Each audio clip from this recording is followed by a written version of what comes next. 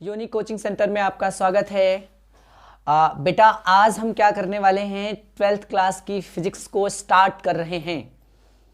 ठीक है, आज फर्स्ट चैप्टर हम स्टार्ट कर रहे हैं। आज से एक नया सेशन स्टार्ट कर रहे हैं हम लोग। ठीक है, तो जिसमें बेटा आप सबको सारी सब्जेक्ट के जैसे केमिस्ट्री हुआ, फिजिक्स हुआ, मैथ्स हुआ, बेटा सारे सब्जेक्ट के वीडियो आपको मिलेंगे। ठीक है ना, और डिटेल से बेटा हर सब्जेक्ट को आपको पढ़ाया जाएगा। मैथ आपको हमारे रवि सर पढ़ाएंगे और केमिस्ट्री हमारे अभिषेक सर पढ़ाएंगे, और जैसा कि आप सबको पता है कि फिजिक्स बेटा हम आप पढ़ाएंगे आप लोगों को। तो बेटा इस चैनल पे बेटा आपको क्या होने वाला है, 12th क्लास की जितनी भी सब्जेक्ट के जो भी वीडियो बेटा यहाँ पे अपलोड किए जाएंगे एकदम सीरियल वाइज, और सभी वीडियो का आपका बेटा एक प्लेलिस्ट बना दिया जाएगा चैप्टर वाइज। तो सभी बच्चों से अनुरोध है कि अगर आप घर पे बैठ के पढ़ाई कर रहे हैं बच्चे, तो वो चीज़ें बेटा आप अच्छे ढंग से घर पे ही बैठ के अच्छे से प्रिपरेशन अपना कर सकते हैं, क्योंकि जितनी भी यहाँ पे क्लासेस चलने वाली हैं सारा A to Z बेटा आपको नोट्स यहाँ पे बनवा दिया जाएगा, लिखाते चलेंगे, और सारा NCERT के अकॉर्डिंग बेटा जैसे NCERT में दिया हुआ है उस तरह से NCERT में जो जो हेडिंग है बेटा सारी हेडिंग हम क्या करेंगे एक एक करके यहाँ पे हम डिस्कस करने वाले हैं। तो लेट ना करते हुए बेटा आज हम स्टार्ट करते हैं अपना ये न्यू सेशन। ठीक है ना, तो सभी बच्चों से अनुरोध है बच्चे कि अगर आप हमारे चैनल पर नए हैं तो लाइक करें, सब्सक्राइब करें, बेल आइकन का बटन जरूर प्रेस कर लें, ताकि कोई भी वीडियो अपलोड हो बेटा किसी भी सब्जेक्ट का बेटा, ठीक है ना, उसका नोटिफिकेशन आपको मिल जाए। ठीक है, तो हम बिना लेट करते हुए बेटा आज स्टार्ट करते हैं चैप्टर नंबर 1, जिसका नाम है विद्युत आवेश तथा विद्युत क्षेत्र।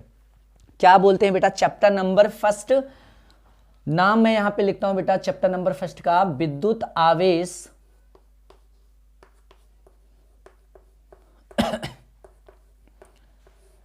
तथा विद्युत क्षेत्र। इंग्लिश में बात करें बेटा तो इंग्लिश में कहते हैं, ये चैप्टर 1 है 12th क्लास की फिजिक्स का चैप्टर नंबर 1 है। इंग्लिश में बोलते हैं इलेक्ट्रिक चार्ज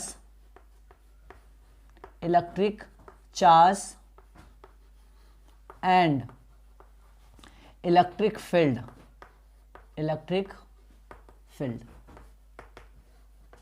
ठीक है, विद्युत आवेश तथा विद्युत क्षेत्र। ठीक है, और ये जो चैप्टर है ना बेटा, ये अगर पूछा जाए कि कौन से यूनिट के अंतर्गत आती है तो यूनिट का नाम होता है इलेक्ट्रोस्टैटिक्स।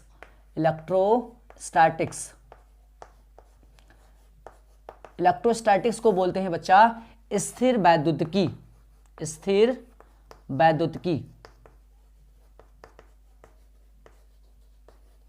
इस यूनिट के अंदर बेटा पहला चैप्टर तो ये आता है, दूसरा चैप्टर आता है बेटा हमारा जिसको हम कहते हैं विभव तथा विभवांतर। सेकंड वाला चैप्टर बेटा विभव तथा विभवांतर। एक को बोला जाता है पोटेंशियल एंड पोटेंशियल डिफरेंस। इसी के अंदर बेटा हम कैपेसिटर की बात करेंगे, संधारित्र की बात करेंगे, और बेटा इसी के अंदर बेटा हम पढ़ने वाले हैं विद्युत फ्लक्स के बारे में। ठीक है ना, विद्युत फ्लक्स पढ़ेंगे, गाउस का प्रमेय क्या होता है, इन सब चैप्टर के बारे में पढ़ेंगे। तो NCERT बेटा 2 चैप्टर में बेटा डिवाइड किया है। अगर मैं कुमार मित्तल के अकॉर्डिंग देखूंगा तो कई चैप्टर बन जाते हैं, लेकिन NCERT के अकॉर्डिंग बेटा पहले यूनिट के अंतर्गत 2 चैप्टर आते हैं बेटा। पहला आता है हमारा विद्युत आवेश तथा विद्युत क्षेत्र आता है, दूसरा विभव तथा विभवांतर वाला चैप्टर होता है बेटा। इसके अंदर हम क्या करेंगे, कैपेसिटर वगैरह के बारे में अध्ययन करेंगे, संधारित्र वगैरह हम क्या करने वाले हैं बेटा इसमें पढ़ने वाले हैं। ठीक है तो ध्यान से सुनो, और इसके बाद जब हम तीसरा चैप्टर पढ़ेंगे बेटा तो तीसरा चैप्टर का नाम होता है विद्युत धारा। इसको इंग्लिश में कहते हैं इलेक्ट्रिक करंट।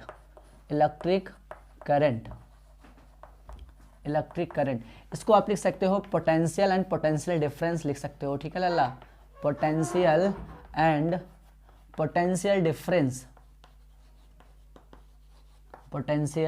डिफरेंस। तो ये 2 चैप्टर हम क्या करने वाले हैं, पढ़ेंगे इस यूनिट के अंतर्गत। यूनिट का नाम है इलेक्ट्रोस्टैटिक्स। इस यूनिट में बेटा जो हमारा चार्ज होगा बेटा, चार्ज को डिटेल्स हम पढ़ने वाले हैं, जिसका नाम होता है आवेश। आवेश के बारे में अच्छे ढंग से स्टडी करने वाले हैं। और इस यूनिट के अंतर्गत जो हमारा आवेश होगा बेटा वो रेस्ट में होगा, गति नहीं कर रहा होगा। तो जब हम आवेश को रेस्ट मान के पढ़ेंगे तो हम इस 2 चैप्टर के बारे में स्टडी करेंगे, ठीक है ना। जैसे ही आवेश हमारा मोशन में आएगा बेटा, गति करने लगेगा, तो हम कौन से चैप्टर में पहुंच जाएंगे, चैप्टर नंबर 3 जिसका नाम होता है इलेक्ट्रिक करंट। हिंदी में बात कहें तो बेटा विद्युत धारा, ठीक है ना। तो लेट ना करते हुए आज हम स्टार्ट करते अपना ये सेशन स्टार्ट करते हैं। सबसे पहले तो यहाँ पे बात आती है कि स्थिर वैद्युतिकी किसे कहा जाता है, इलेक्ट्रोस्टैटिक्स किसे कहा जाता है, ठीक है ना। तो यहाँ पे बेटा अगर इसकी डिफिनीशन पूछा जाए तो बेटा सभी से अनुरोध है कि अभी आप सब बेटा जो भी बच्चा वीडियो देख रहा है कलम कॉपी लेकर बैठेगा बेटा। मैं यहाँ पे सारा डिफिनीशन यहाँ पे क्लियर करवाता चलूंगा, डिफिनीशन लिखाता भी चलूंगा, ताकि आप एक अच्छे से नोट्स को प्रिपेयर करें, ठीक है। नोट्स अच्छे से बनाएं ताकि आपका बेटा वो नोट्स बेटा एग्जाम के लिए बहुत ही यूजफुल होगा, ठीक है। तो सबसे बात आती है कि इलेक्ट्रोस्टैटिक्स किसे कहा जाता है।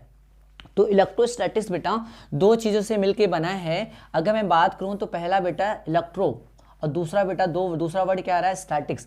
इलेक्ट्रो का मतलब होता है, अगर मैं बात करूं, इलेक्ट्रो का मतलब होता है चार्ज, स्टैटिक्स का मतलब होता है रेस्ट। स्टैटिक का मतलब क्या होता है, रेस्ट। चार्ज की हिंदी होती है बेटा आवेश, और रेस्ट का मतलब क्या होता है, रुका हुआ। चार्ज की हिंदी क्या होती है, आवेश, और रेस्ट का मतलब होता है रुका हुआ। तो हम कह सकते हैं कि इलेक्ट्रोस्टैटिक्स जो होता है बच्चा वो क्या होता है, भौतिक विज्ञान की ऐसी ब्रांच होती है जिसके अंतर्गत हम क्या करते हैं, रुके हुए आवेश के बारे में क्या करते हैं, स्टडी करते हैं, उसके बारे में जानते हैं। वो क्या कहलाता है, हमारा इलेक्ट्रोस्टैटिक्स कहलाता है, स्थिर वैद्युतिकी कहलाता है। परिभाषा फिर से सुनो, मैंने क्या बताया कि भौतिक विज्ञान की वह शाखा जिसके अंतर्गत रुके हुए आवेश के बारे में स्टडी किया जाता है, उसके बारे में अध्ययन किया जाता है, क्या कहलाता है, स्थिर वैद्युतिकी कहलाता है, ठीक है ना। तो ये तो तुम्हारा डिफिनेशन हो गया बेटा इलेक्ट्रोस्टैटिक्स की, ठीक है ना। किसका अध्ययन करते हैं, रुके हुए चार्ज के बारे में। अभी मैंने बताया कि रुके हुए चार्ज के बारे में स्टडी किया जाता है जब तक हमारा आवेश रेस्ट में रहेगा, गति नहीं कर रहा होगा, तब तक हम 2 चैप्टर का अध्ययन करते हैं जिनका नाम होता है बेटा विद्युत क्षेत्र तथा विद्युत आवेश, दूसरा होता है विभव तथा विभवांतर के बारे में हम क्या करेंगे, अध्ययन करेंगे, ठीक है। लेकिन जैसे ही हमारा आवेश होगा वो मोशन करने लगेगा, गति करने लगेगा, चलने लगेगा, तो आपने परिभाषा क्लास 10th में भी पढ़ रखा होगा कि आवेश प्रवाह की दर को, मतलब जब आवेश चलता है बेटा तो हम क्या कहाँ पहुंच जाते हैं, विद्युत धारा वाले चैप्टर में पहुंच जाएंगे कि आवेश प्रवाह की दर को हम क्या कहते हैं, विद्युत धारा कहते हैं। तो जब हमारा आवेश गति करने लगेगा, मोशन की अवस्था में आ जाएगा, चलने लगेगा, तो हम तीसरे चैप्टर का अध्ययन करेंगे जिसका नाम है क्या, इलेक्ट्रिक करंट, ठीक है ना। तो फटाफट बेटा इसकी डिफिनेशन आपने लिख लिया होगा। अगर जो बच्चा नहीं लिख पा रहा है तो हम यहाँ पे लिखते चलेंगे कि इलेक्ट्रोस्टैटिक्स क्या होता है। आप अच्छे से नोट्स को प्रिपेयर करें, बनाते चलें, हमारे साथ लिखते चलेंगे ताकि आपका नोट्स भी कंप्लीट होता चले। तो हेडिंग डालो सभी लोग बच्चे, स्थिर वैद्युतिकी, स्थिर वैद्युतिकी या विद्युतिकी भी बोलते हैं, कोई दिक्कत वाली बात नहीं है, वैद्युतिकी।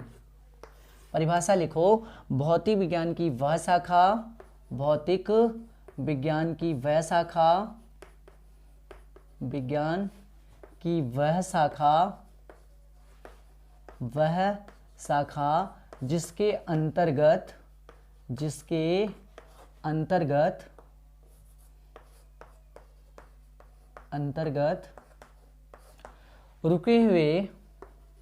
रुके हुए आवेश के बारे में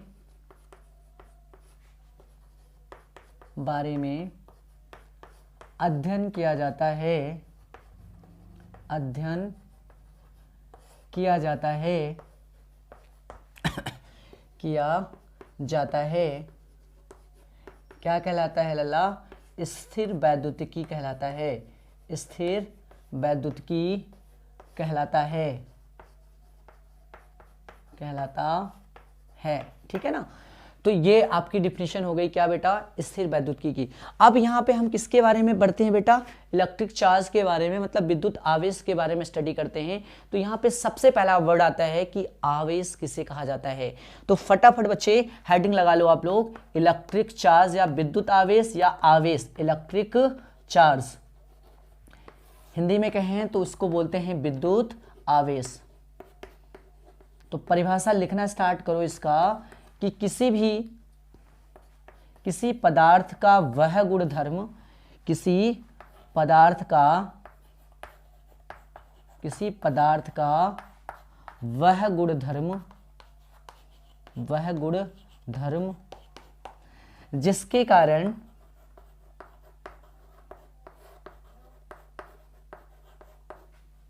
दो क्षेत्र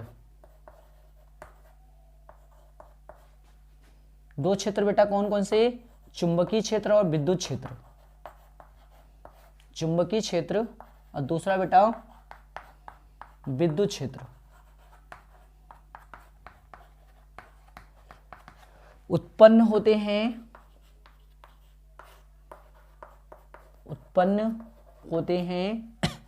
तथा इनके प्रभावों का अनुभव किया जाता है।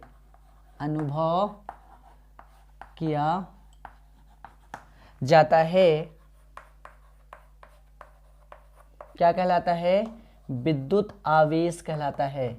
विद्युत आवेश कहलाता है। ठीक है ना। क्या बताया मैंने कि किसी पदार्थ का वह गुणधर्म जिसके कारण दो क्षेत्र, उसमें कितने क्षेत्र उत्पन्न होते हैं, दो। कौन कौन सा, चुंबकीय क्षेत्र और एक विद्युत क्षेत्र उत्पन्न होते हैं तथा इन क्षेत्रों का क्या किया जाता है बेटा, इनके प्रभावों का क्या किया जाता है, अनुभव किया जाता है। क्या कहलाता है, विद्युत आवेश कहलाता है। ठीक है बच्चा। अब यहाँ पे बात आती है, जैसे देखो ध्यान से, कि पदार्थ का गुणधर्म होता है। गुणधर्म जैसे कि मैं बात करूं कि अगर किसी वस्तु के पास द्रव्यमान होता है तो क्या करता है बेटा, वो गुरुत्वाकर्षण बल का अनुभव भी करता है या किसी वस्तु पे गुरुत्वाकर्षण क्या कर सकता है, बल लगा भी सकता है। वैसे क्या होता है भी, जो अगर किसी वस्तु के पास आवेश है तो उसमें दो क्षेत्र उत्पन्न हो सकते हैं बेटा, एक तो बेटा चुंबकीय क्षेत्र, दूसरा विद्युत क्षेत्र, तथा इसके प्रभाव का अगर हम अनुभव करेंगे तो वो क्या कहलाता है, विद्युत आवेश कहलाता है। ठीक है ना।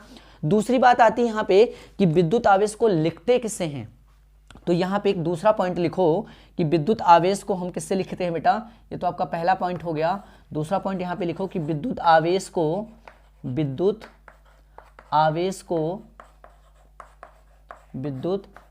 को स्मॉल क्यू से प्रदर्शित किया जाता है। स्मॉल क्यू से प्रदर्शित किया जाता है। ठीक है ना। और ये कौन सी क्वांटिटी होती है, तो विद्युत आवेश बेटा स्केलर क्वांटिटी होती है, एक अदिश राशि होती है। तो एक ये भी लिख लो कि विद्युत आवेश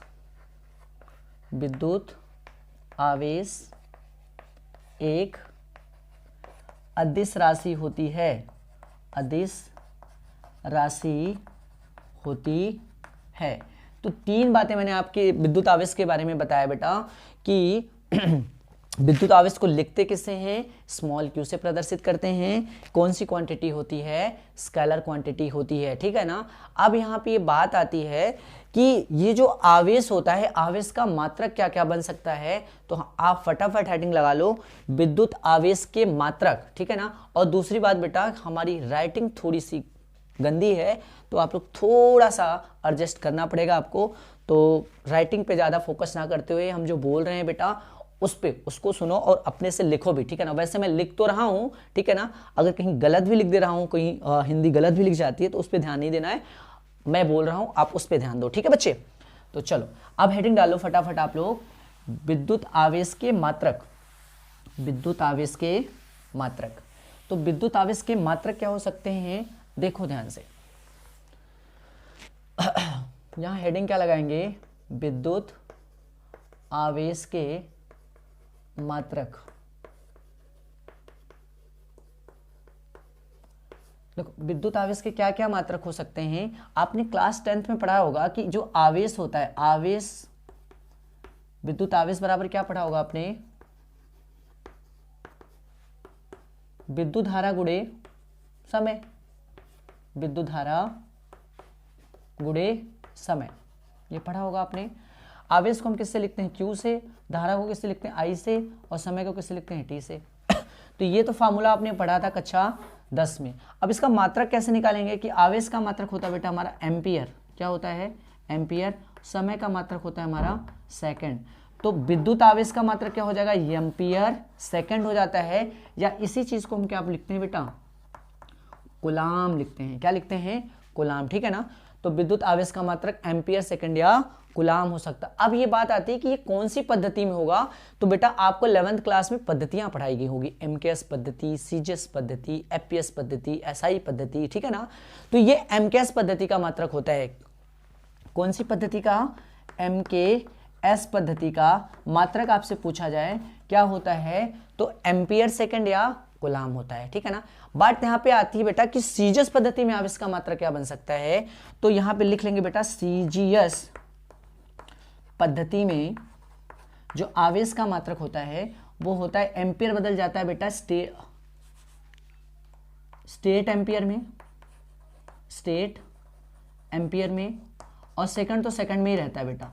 जिस तरह बेटा एम्पियर सेकंड को हम लिखते हैं कूलाम, उसी तरह बेटा स्टेट एम्पियर सेकंड को हम लिखते हैं स्टेट कूलाम। क्या लिखेंगे लल्ला, स्टेट कूलाम, स्टेट कूलाम, ठीक है। तो आवेश का मात्रक एमकेएस पद्धति में पूछा जाए तो एम्पियर सेकंड या कूलाम, सीजीएस पद्धति में पूछा जाए तो स्टेट एम्पियर सेकंड या स्टेट एम्पियर सेकंड, या इसी को पढ़ते हैं स्टेट कूलाम। स्टेट एम्पियर किसका मात्रक होगा, विद्युत धारा का, कौन सी पद्धति में, सीजीएस में। एम्पियर किसका मात्रक है, विद्युत धारा का, लेकिन कौन सी पद्धति में, एमकेएस पद्धति में, ठीक है। जिस तरह एम्पियर सेकंड को हम कूलाम लिखते हैं, उसी तरह स्टेट एम्पियर सेकंड को हम क्या लिखेंगे, स्टेट कूलाम लिखेंगे, ठीक है। तो ये फटाफट वेरी इंपॉर्टेंट टॉपिक है बेटा, आपने नोट करो। अब यहाँ पे एक चीज आता है, और सारे मात्रक हो सकते हैं आवेश के, और कौन कौन से मात्रक हो सकते हैं, तो आप यहाँ पे नोट पॉइंट करके लिखोगे क्या, आवेश के अन्य मात्रक। अन्य मात्रक में सबसे पहला मात्रक जो आता है वो आता है फैराडे। फैराडे, एक फैराडे जो होता है वो कितने कूलाम के बराबर होता है, तो एक फैराडे जो होता है वो 96,500 कूलाम के, 96,500 कूलाम के क्या होता है, बराबर होता है। और बेटा जिस तरह आपने क्लास 10th में या क्लास 11th में या क्लास 9th में पढ़ा होगा कि एक न्यूटन कितने डाइन के बराबर होता था, 10 के पावर 5 डाइन, और ये किसके मात्रक होते थे, बल के होते थे। तो न्यूटन कौन सा मात्रक होता था, बल का, एमकेएस पद्धति में। डाइन किसका मात्रक होता था, सीजीएस पद्धति में बल का मात्रक होता था। इनमें रिलेशन क्या होता था, एक न्यूटन कितने डाइन के बराबर, 10 के पावर 5 डाइन के। उसी तरह बेटा आवेश का एमकेएस पद्धति में कूलाम होता है, सीजीएस पद्धति में स्टेट कूलाम होता है, तो इनमें भी रिलेशन होता है। एक कूलाम कितने स्टेट कूलाम के बराबर होता है, तो ये लिख लेना कि एक कूलाम बराबर होता है बेटा 3 × 10 के पावर 9 स्टेट कूलाम के। क्या बताया मैंने कि एक कूलाम कितने कूलाम के बराबर होता है, स्टेट कूलाम के बराबर होता है 3 × 10 के पावर 9 स्टेट कूलाम के बराबर होता है। और क्या बेटा, जो कूलाम होता है ना, कूलाम को प्रतीक में बेटा सी, ऐसे सी से भी लिखते हैं। किसी किसी बुक में बेटा पूरा कूलाम नहीं लिखता, ऐसे सी लिख देता, तो सी से हम क्या पढ़ेंगे, कूलाम को पढ़ेंगे, ठीक है ना, ये प्रतीक है, ठीक है। और क्या मात्रक हो सकता है बेटा, आवेश का मात्रक फ्रैंकलिन भी हो सकता है, फ्रैंकलिन। अब ये फ्रैंकलिन क्यों पढ़ा बेटा, एक साइंटिस्ट थे बेटा जिनका नाम था बेंजामिन फ्रैंकलिन। उन्होंने बताया कि आवेश जो होता है वो 2 प्रकार का होता है, ठीक है ना, इसीलिए उन्हीं के नाम पे बेटा आवेश का एक मात्रक पढ़ा जिसका नाम क्या होता है, फ्रैंकलिन। तो आवेश के बहुत सारे मात्रक हमने आपको बता दिया बेटा, क्या, पहला एम्पियर सेकेंड या इसी को बोलते हैं कूलाम, दूसरा बेटा स्टेट एम्पियर सेकेंड या इसी को बोलते हैं स्टेट कूलाम, और तीसरा हो सकता है फैराडे होता है। एक फैराडे में कितने कूलाम, 96,500 कूलाम। एक कूलाम में कितने स्टेट एम्पियर होते हैं, तो 3 × 10 के पावर 9 स्टेट एम्पियर होते हैं।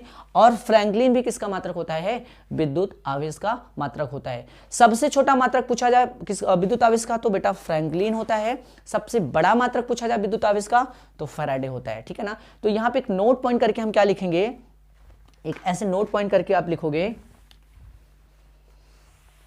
क्या नोट पॉइंट पे आपको लिखना है, देखो ध्यान से, कितने मात्रक हमने आपको यहां पे लिखा दिए, ऐसे आपने लिखना है। विद्युत आवेश के मात्रक में लिखना है, विद्युत आवेश जो Q होता है बेटा उसका मात्रक क्या क्या हो सकता है, पहला बेटा एम्पियर सेकंड होता है, और इसी को हम क्या कहते हैं, कूलाम कहते हैं।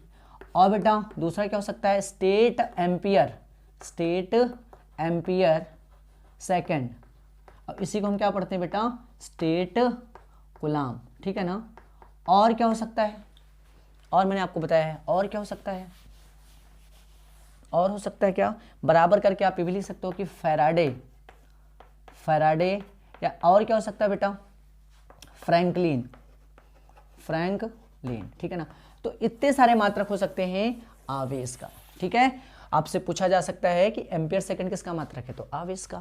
कूलाम किसका मात्रक है, आवेश का। स्टेट एम्पियर सेकंड किसका मात्रक है, आवेश का। स्टेट कूलाम किसका मात्रक है, आवेश का। फैराडे किसका मात्रक है, आवेश का। फ्रैंकलिन किसका मात्रक है, आवेश का, ठीक है ना। तो ये सारे आवेश किसके मात्रक किसके हो सकते हैं, आवेश के हो सकते हैं। मैंने दूसरा पॉइंट यहाँ पे क्या बताया, आपने ये पॉइंट लिख लेना, इसी में ये पॉइंट लिखना है कि आवेश का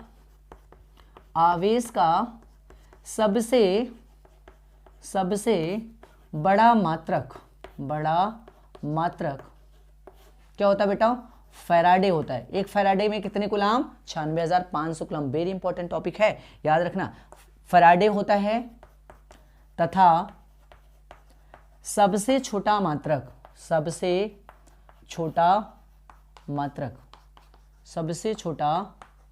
क्या होता है, फ्रैंकलिन होता है। फ्रैंकलिन होता है, ठीक है ना। ये नोट कर लो। अब हम क्या करने वाले, अभी हमने आवेश के बारे में पढ़ा, ये तो केवल डिटेल्स हमने आपको बताया आवेश के बारे में, क्योंकि क्लास 10th में ये सारी चीजें नहीं बताई जाती है, क्योंकि क्लास 10th में है ही नहीं ये सारी चीजें, आपको 12th में पढ़ाई जाती है, क्योंकि आप 12th में बड़ी क्लास में आ गए हैं, तो आप बड़े हो गए हैं। 10th में आप छोटे थे तो छोटी क्लास में थे, तो भाई जाहिर सी बात है छोटी छोटी चीजें बताई जाती है, ठीक है। तो आप बड़े क्लास में आ गए तो बड़ी बड़ी चीजें बताई जाएगी। कितने सारे बारे में आप सारी चीजें बता दी, ठीक है ना। तो ये आवेश के बारे में आपने याद रखना।